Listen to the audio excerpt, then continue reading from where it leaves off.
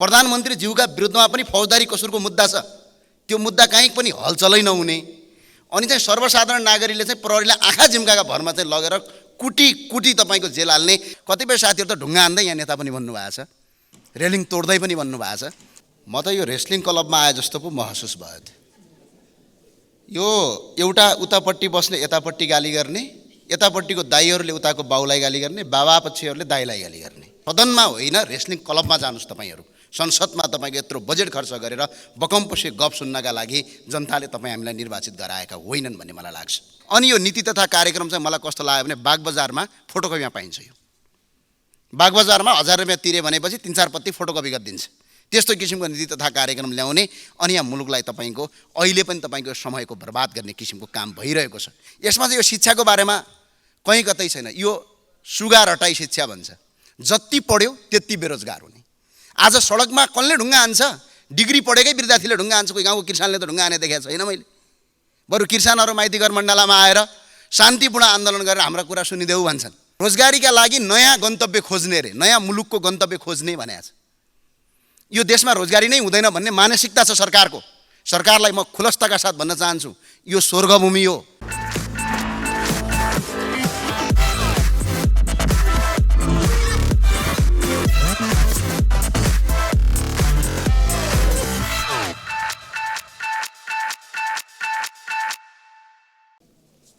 आज यो संसदमा उभिँदै गर्दा म त यो रेस्लिङ क्लबमा आए जस्तो पो महसुस भयो। यो एउटा उतापट्टि बस्ने यतापट्टि गाली गर्ने, यतापट्टिको दाइहरूले उताको बाउलाई गाली गर्ने, बाबापक्षीहरूले दाइलाई गाली गर्ने। यो परम्पराले संसदमा अहिले पनि एक दिनमा 10 लाखभन्दा बढी खर्च हुन्छ संसद चलाउँदा। फेरि पूर्व प्रधानमन्त्रीहरू आउने, हामीले पहिला कस्तो हुन्थ्यो भने महाभारत यसो सुन्न जाँदाखेरि त्यो सुन्थ्यौँ हामीले। सिरियल सुन्दाखेरि बोर लाग्ने जसरी 2-3 घन्टासम्म तपाईँको भाषण ठोकै गर्ने। त्यो भए हुनाले म अनुरोध गर्न सदनमा होइन, रेस्लिङ क्लबमा जानुहोस् तपाईँहरू। संसदमा तपाईँको यत्रो बजेट खर्च गरेर बकमपसे गफ सुन्नका लागि जनताले तपाईँ हामीलाई निर्वाचित गराएका होइनन् भन्ने मलाई लाग्छ। सर्वप्रथम त यो भुटानी शरणार्थी केस आयो यहाँ। यो नीति तथा कार्यक्रम त सँगसँगै छ। यो अचम्मको देश लाग्छ मलाई। प्रधानमन्त्रीजी यहीँ हुनुहुन्छ।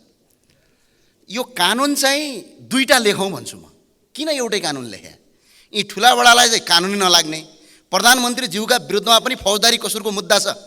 त्यो मुद्दा कहीँ पनि हलचलै नहुने अनि चाहिँ सर्वसाधारण नागरिकले चाहिँ प्रहरीलाई आँखा झिम्काका भरमा चाहिँ लगेर कुटी कुटी तपाईँको जेल हाल्ने। यो मेरो केसमा पनि तपाईँको सुर्खेतमा बोलेकै भरमा मलाई आक्रमण गरेर तपाईँको जेल हाल्ने। त्यसो भने कानुन सबका लागि बराबर भनेर किन लेखेको? कानुन हाम्रा लागि अलग्गै हो, हामी यसो प्रधानमन्त्री सभामन्त्री भएका नेताहरूलाई अलग्गै हो, जनताका लागि अलग्गै हो भनेर लेखौँ न संविधानमा प्रष्टै। अनि जनतालाई पनि ढुक्क हुन्छ, ओहो कानुन त अलग अलग छ भन्ने। यस्तो किसिमको देशले, यस्तो किसिमको नीतिले मुलुक कहिले पनि विकास हुँदैन। र अर्को कुरा यसो हेर्छौँ, शिक्षामा चाहिँ गजबको व्यापार गर्छन्। यहाँ आएका माननीयज्यूहरूका कतिका कलेज छन्, कतिका हस्पिटल छन्। के गर्ने? राजनीतिक दल खोल्ने, विद्यार्थी सङ्गठन खोल्ने। अनि विद्यार्थी सङ्गठनको केही भएन भनेर यहीँ सदनमा आएर उफ्रिने। फेरि विद्यार्थी सङ्गठन खोलेर भएका जुन स्कुल, हिजो राजाहरूले बनाइदिएका स्कुलहरू, कलेजहरू सबै बन्द गर्न लगाउने। त्यहाँ नारा लेख्ने, भित्तामा लेख्ने, दुनियाँ गर्ने, तोडफोड गर्ने, अझ सकिन्छ भने त्यहाँको क्याम्पस टिपलाई पनि कुटपिट गर्ने। त्यो जसरी पनि तपाईँको सरकारी स्कुल बन्द गराउने, सरकारी क्याम्पस बन्द गराउने अनि निजी स्कुल खोल्ने, निजी स्कुल र क्याम्पस खोल्ने, चर्को स्कुलको दाम लिने। अनि त्यसपछि हस्पिटलमा पनि त्यस्तै गर्ने, कर्मचारी ट्रेड युनियन दुनियाँ खोल्ने। अनि भएका तपाईँको जति पनि तपाईँको काम नलाग्ने सामग्री किनेर दिने। अनि प्राइभेट स्कुल यही नेताहरूले खोल्ने, प्राइभेट हस्पिटल यिनै नेताहरूले खोल्ने अनि जनतासँग चर्को रकम असुल्ने। अनि यो नीति तथा कार्यक्रम चाहिँ मलाई कस्तो लाग्यो भने बागबजारमा फोटोकपीमा पाइन्छ। यो बागबजारमा 1000 रुपियाँ तिरे भनेपछि 3-4 पत्ती फोटोकपी गरिदिन्छ। त्यस्तो किसिमको नीति तथा कार्यक्रम ल्याउने अनि यहाँ मुलुकलाई तपाईँको अहिले पनि तपाईँको समयको बर्बाद गर्ने किसिमको काम भइरहेको छ। यदि साँच्चै तपाईँको मुलुकलाई अगाडि बढाउने हो, यदि साँच्चै देशलाई अगाडि बनाउने भने एकजना सांसदले पनि प्रतिनिधि सभाको सांसद भएपछि हस्पिटल र स्कुल खोल्न पाउँदैन भन्ने नीति यहीँबाट पारित गरौँ। त्यसपछि मात्र नेपालमा शिक्षा र स्वास्थ्यमा क्रान्ति गर्न सकिन्छ, होइन भने मुलुक अगाडि बढ्न सक्दैन। मलाई त्यो लाग्छ। अनि मलाई अचम्म लाग्छ, यो नाम चाहिँ पत्रिकामा भगा आइराखेको छ। हेर्नुहोस् है, पत्रिकामा फटाफट आइराखेको छ। अनि 3 दल बसेर खुसु गर्नुहुन्छ यसो बालुवाटारतिर लुकी। अनि त्यो गरिसके पछाडि चाहिँ मुद्दा कमजोर हुँदै जान्छ। आज नेपाल प्रहरीका आइजिपीका विरुद्धमा पनि तपाईँको पत्र पत्रिकामा आएको छ, एउटा कर्मचारीलाई निलम्बन गरेर छानबिन गर्ने कि नगर्ने। त्यति मात्र होइन, अन्य नेताहरूको आइराखेको छ, तिनीहरूलाई चाहिँ के गर्ने, उम्काइदिने। त्यसो भने कानुन दुईटा लेख्नु सकिने भनिसकेँ मैले, एउटा कानुनले काम गर्दैन। किनभने यस्तो किसिमको कानुनी प्रवृत्तिले आज मुलुक अगाडि बढ्न सक्दैन। सो माननीय सभामुख महोदय, यहाँ यसरी भन्ने गरिएको छ हाम्रो देश, एत देश प्रसुतानम सोमकास दग्र जन्मनः, एत देश प्रसुतानम सोमकास दग्र जन्मनः, सोम सोम चरित्र सिपछेरन पृथ्व्या सर्वमानव भन्छ। यो हाम्रो पृथ्वी अर्थात् यो नेपाल भन्ने धरतीमा जन्मेका मान्छेले संसारभरि ज्ञानको ज्योति दिन्छन् भन्ने देश हो। भगवान गौतम बुद्धको देश हो यो, माता सीताको जन्मभूमि हो। त्यति मात्र नभएर यो 33 कोटी देवताको वासस्थान हो, शिवको आराधना केन्द्र हो। त्यति मात्रै नभएर यो तपाईँको भिरकुटीको देश हो, यो अरनीको देश हो, गुरु वेदव्यासको जन्मभूमि हो, वाल्मीकिको आश्रम भएको देश। आज संसारको उत्कृष्ट देश रोजी र रोटीका लागि, एक गाँस खानाका लागि र एक सरो कपडा लाउनका लागि दैनिक एक वर्षमा 6,30,000 भन्दा बढी युवाहरू झन्डै विदेशी जानुपर्छ र अर्का विदेशीका अगाडि भिख माग्नुपर्छ। यो भिख माग्ने व्यवस्था र भिख माग्ने नीति बनाउने कोही गाउँको कर्मचारी या गाउँको किसान, कोही मजदुर होइन, यही सदनभित्र बसेका तपाईँ हामी नै हो, यसको दोषी हो हामी। त्यो भएको कारणले गर्दा वीर गोर्खालीका देशलाई अहिले कायरका देश भनेर हामी चिनिन बाध्य पारिएका छन्। यसलाई हामीले परिमार्जन गर्नुपर्छ भन्ने मलाई लाग्छ। शिक्षा चाहिँ गजबको, नीति तथा कार्यक्रम पढेँ, यसमा चाहिँ यो शिक्षाको बारेमा कहीँ कतै छैन। यो सुगा रटाई शिक्षा भन्छ, जति पढ्यो त्यति बेरोजगार हुने। आज सडकमा कसले ढुङ्गा हान्छ? डिग्री पढेकै विद्यार्थीले ढुङ्गा हान्छ, कोही गाउँको किसानले त ढुङ्गा हाने देखेको छैन मैले। बरु किसानहरू माइती घर मण्डलामा आएर शान्तिपूर्ण आन्दोलन गरेर हाम्रा कुरा सुनिदेऊ भन्छन्। बिचरा किसानले भुक्तानी दिन पाउँदैनन्। को हान्छ भने कम्पसको विद्यार्थी हान्छ, को कति पढेको, 2टा विषयमा डिग्री गरेको। त्यही मान्छेले सडकमा टायर बाल्छ, सिसा फोड्छ। कतिपय साथीहरू त ढुङ्गा हान्दै यहाँ नेता पनि भन्नुभएको छ, रेलिङ तोड्दै पनि भन्नुभएको छ।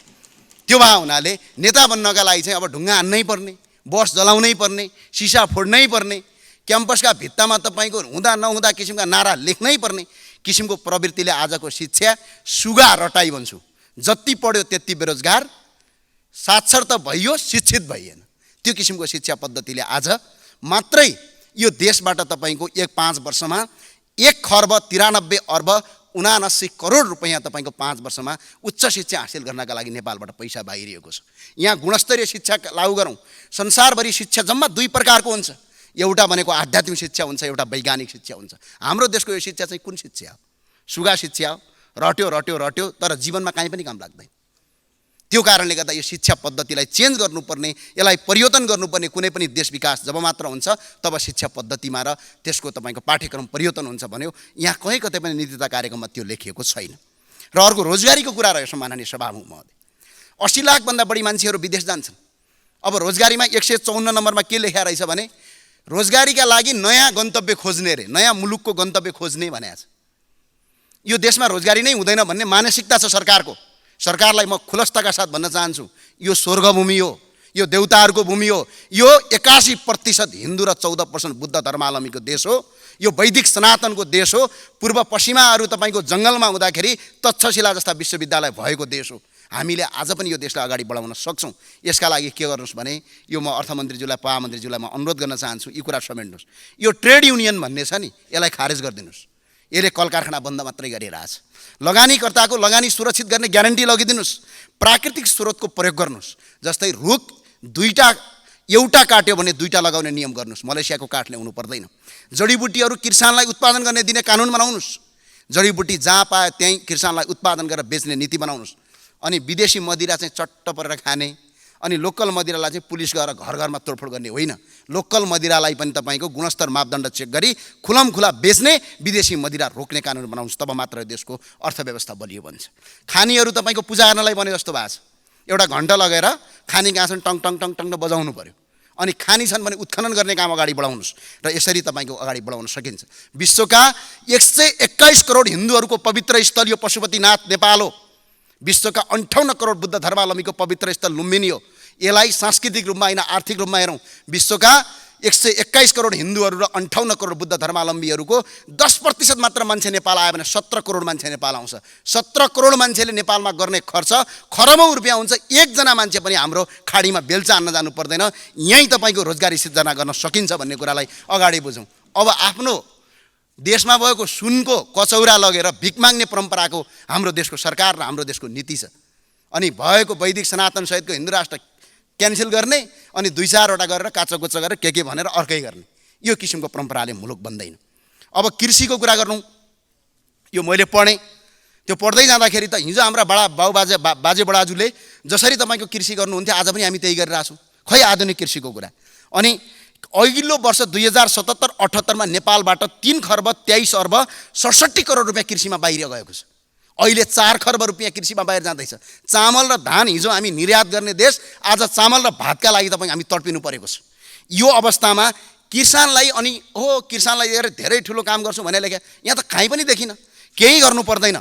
म एउटा सुझाव दिन चाहन्छु, रचनात्मक सुझाव। बिचौलियाको अन्त्य गर्नुहोस् कृषिमा अनुदान कटौती गरौँ। यो पार्टीका कार्यकर्ता पाल्ने मात्रै भयो। मेरो जुम्ला जिल्लातिर त कर्णालीतिर गएको त को सरकार छ त्यही पार्टीको कार्यकर्तालाई करोडौँको अनुदान दिने, त्यो किसान पनि हुँदैन। अस्ति एक दिन चेक गर्न गएको 11वटा गोबी लाएर रहेछ 70 लाख रुपियाँ लगेछ। ल हेर्नुहोस् त, त्यस्तो किसिमको प्रवृत्तिले आज मुलुक धराशयी भएको छ। कृषि उत्पादनको किन्ने र बेच्ने जिम्मा सरकारले लिनुपर्छ। नेपालमा उत्पादन हुने कृषिजन्य वस्तुहरू विदेशबाट आयात रोकिनुपर्छ। भूमि बाँझो गर्नेलाई कानुनी कारबाही गरौँ। तर आज पनि हेर्नुहोस् त 10 रुपियाँ किलो टमाटर किसानले बेच्न पाएको हुँदैन, हामी 60 रुपियाँ किलो खान्छौँ। हामीले सस्तो पनि किन्न पाउँदैनौँ, किसानले त्यो मूल्य पनि पाउँदैन। अनि बिचौलियाले करोडौँ लाखौँ रुपियाँ तपाईँको हजारौँ प्रतिशत तपाईँको महँगो गर्छ। त्यो भएर बिचौलियाको अन्त्य गर्नका लागि सरकारले किन्ने र बेच्ने जिम्मा, किसानलाई किसान मात्रै बनाउन, किसानलाई किन व्यापारी बनाएको? किसानले त उत्पादन गर्ने हो। आज त किसान पनि हुनु पर्यो, व्यापारी पनि हुनु पर्यो। त्यो भएर यो देश धराशय भएको 4 खर्ब रुपियाँ विदेश जानबाट रोकिन्छ भने प्रधानमन्त्रीज्यू यो काम चाहिँ अगाडि नीति तथा कार्यक्रममा राख्नुभयो भने तपाईँ हामी सबैको भलो हुन्छ र यो देशको भलो हुन्छ भन्ने कुरा मलाई लाग्छ। अब खेलाडीको कुरा गरौँ। गजबको देश यो देश र यो संसारमा यदि राष्ट्र नेपाललाई यदि कसैले चिनाउँछ भने हामी जस्ता राजनीतिज्ञले चिनाउँदैनौँ। हामीहरूको त इमेज छ त, फटासटा के भनेर दुनियाँले लेखिराखेका छन्। हाम्रो इमेज त छैन। यदि यो देशको इमेज यदि कसैले बचाउँछ भने त्यो खेलाडीले बचाउँछ। खेलाडी बलियो भयो भने देश बलियो हुने हो। खेलाडीले राम्रो पर्फर्म गर्यो भने अर्थात् खेलाडीलाई अगाडि बढाउन सक्यो देशमा। तर अघिल्लो वर्षको बजेटमा 0.13% बजेट खेलाडीलाई रहेछ भने अहिले मिनिमम 2% जति बजेट लिनुपर्ने भन्ने छ। यो कस्तो लाग्छ भने मलाई यो ग्रन्थ पढे जस्तो फोटोकपी अनि ल्याएर यो थमथमाइदिएको छ। 4-5 दिन सदन चलाएको छ। यो बेकारको समय बर्बाद भइराखेको छ। त्यो कारणले गर्दा यसमा खेलाडीको बजेट बढाइयोस्। अब चलचित्र भनेको के हो? धेरैलाई लाग्दो यो मनोरञ्जन मात्र होइन। चलचित्र भनेको हाम्रो धर्म, संस्कृति, परम्परालाई अन्तर्राष्ट्रिय जगतमा चिनाउने एउटा माध्यम हो। तर आज चलचित्रमा यो अघिल्लो वर्षमा मात्रै 132वटा तपाईँको विदेशी फिल्महरूले नेपालमा फिल्म प्रदर्शन गरे। त्यसबाट 90 करोड रुपियाँ विदेश गयो। हामी अन्य देशको जस्तो नेपालमा पनि गरौँ न, कोटा सिस्टम लागू गरौँ। कतिवटा चलचित्र एक वर्षमा विदेशी लाग्न पाउने नियम गरौँ। नेपाली चलचित्र क्षेत्रको उत्थान मात्र होइन, हाम्रो धर्म, संस्कृति र परम्पराको पनि अन्तर्राष्ट्रिय जगतमा प्रचार हुन्छ र चलचित्र क्षेत्रबाट पनि लाखौँ मान्छेले रोजगारी सिर्जना गर्न सक्छन्। यो नीति तथा कार्यक्रममा लेखौँ। यसमा किन कन्जुसाइ गरेको? अर्को कपडा हेर्नुहोस् त। अब प्रधानमन्त्रीजीलाई त धन्यवाद पनि दिन चाहन्छु। अस्ति नेपाली कपडामा आउनुभएको थियो, बडा खुसी लाग्यो मलाई। तपाईले यो परिवर्तनका लागि म विशेष धन्यवाद दिन चाहन्छु। अब अरूले पनि लगाउनु होला भन्ने लाग्छ मलाई। यो नेपाल भन्ने देश हो, हामी नेपाली हौँ। हाम्रो जात एउटा मात्रै छ, त्यो नेपाली हो। देश एउटा मात्रै छ, त्यो नेपाल हो। यहाँभन्दा अर्को कोही हुनै सक्दैन। त्यो भए हुनाले कपडा करिब 3 खर्बको हामीले आयात गर्दा रहेछौँ। 3 खर्ब, अहिले त 4 खर्ब पुग्यो।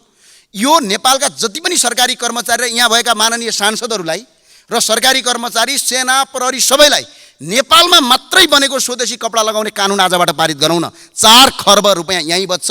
यसले तपाईँको 60 लाखभन्दा बढी मान्छेलाई रोजगारी यहीँ सिर्जना गर्छ। कोही पनि विदेश जानु पर्दैन। यो किसिमको नीति गरौँ। र यसमा चाहिँ एउटा अर्को कुरा छिराम, कपडा उद्योग खोल्नेलाई बिजुली, पानी र सडकको व्यवस्था गरौँ र कपडा उद्योगीहरूलाई शून्य कर 30 वर्ष 35 वर्षमा कर नलिने नियम बनाउन। अनि तपाईँहरू गइहाल्नुहुन्छ। यसो चुनाव आउँछ, भातृ सङ्गठनका कार्यकर्ताहरू चन्दा बोकेर अनि व्यवसायले चन्दा दियो भने ठिक, दिएन भने त बम पड्काइदिन्छु भनिदिन्छन्। बिचरा त्यो व्यवसायी आत्तलिँदै भागेर नेपालमा कपडा व्यवसाय गर्नुको सट्टा विदेशमा जान्छ। त्यसमा ट्रेड युनियन खोल्नु भएको छ तपाईँले। गोर्खाली रबर उद्योग बन्द 30 वर्षमा अघि धेरै काम गरेँ भन्नुभयो, गजबको काम गर्नुभयो। नेपालका 44वटा संस्थान बन्द गर्नुभयो। हिजो हामी भारत र बङ्गलादेशबाट काम गर्ने मजदुर नेपालमा ल्याउँथ्यौँ, अहिले भारत र बङ्गलादेशमा हामी भाडा मार्न जानु परेको छ। गजबकै काम भयो। हिजो 40 वर्ष अगाडि नेपालको एक अमेरिकन $1 बराबर 6 रुपियाँ 25 पैसा थियो हाम्रो मूल्यमा, हाम्रो करेन्सीको रेट। आज 132 रुपियाँ छ। यो पनि प्रगति नै हो, ठुलै प्रगति भएको छ। आज न्याय पाइँदैन। आज यस्तो किसिमको अवस्था छ। अब बिजुली चाहिँ बङ्गलादेशलाई बेच्ने भनेर नीति तथा कार्यक्रममा लेख्नु भएछ। ल, बङ्गलादेशमा बेच्नु पर्दैन, तपाईँले कर्णालीमा बेचिदिनुहोस्, हामी किन्छौँ, फ्रीमा पनि गर्दैनौँ। कर्णालीका 5वटा जिल्ला र तपाईँको उसमा गर्नुहोस्, कर्णाली प्रदेशमा गर्नुहोस्, हामी तपाईँलाई 1 रुपियाँ पनि निःशुल्क बाल्दैनौँ। त्यो भएको हुनाले वैदेशिक ऋणहरू पनि 21 खर्ब 54 अर्ब 12 करोड छ। त्यही भएर सम्माननीय प्रधानमन्त्री र सम्माननीय सभामुखज्यू सबैलाई मेरो अनुरोध छ, यो नीति तथा कार्यक्रम यो रेस्लिङ खेल्ने गेम जस्तो नबनाऊ र भ्रष्टाचारी अपराधीहरूलाई कानुनी कारबाही गरौँ। यो कारबाही गर्न कसले रोक्दो रहेछ हेरौँ। यदि यो रोकियो भने रापरबाले रचनात्मक सहयोग गर्छ। सडक र सदन दुईटै ठाउँबाट आन्दोलन गर्ने प्रतिबद्धता व्यक्त गर्दै यहाँबाट बिदा हुन्छु। हस्, धन्यवाद।